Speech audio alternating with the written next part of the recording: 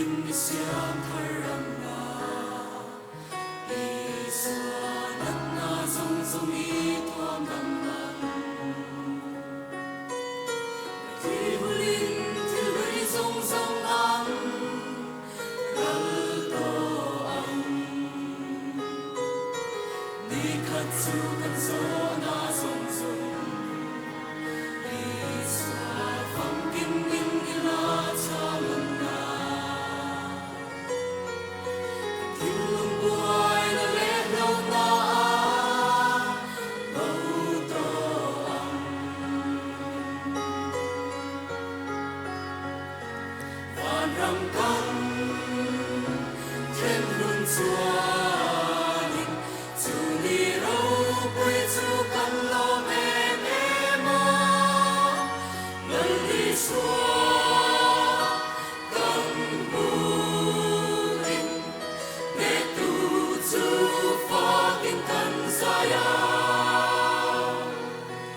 in ma tung in kan bu to ang I xua mal som na ro pui a om thiem lo te chu in kan dang lam ang chu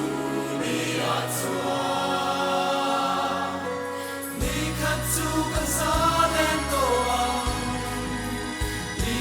xua she om na I la tia mang ma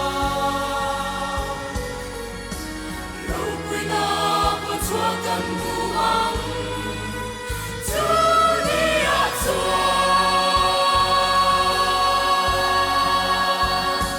Van ram kan thiên hun chuanin chu ni ro pui chu kan lo me me ma lal li xua kan bu in ne tu chu pha kin kan sa ya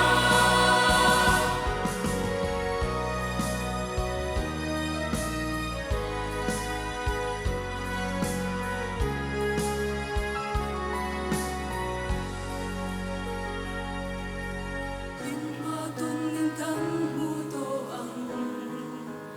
Iswa mal so na ro pui a om thiem Lo te chung in kan dang lam ang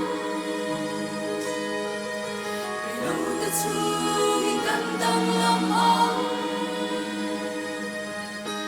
Lo te chung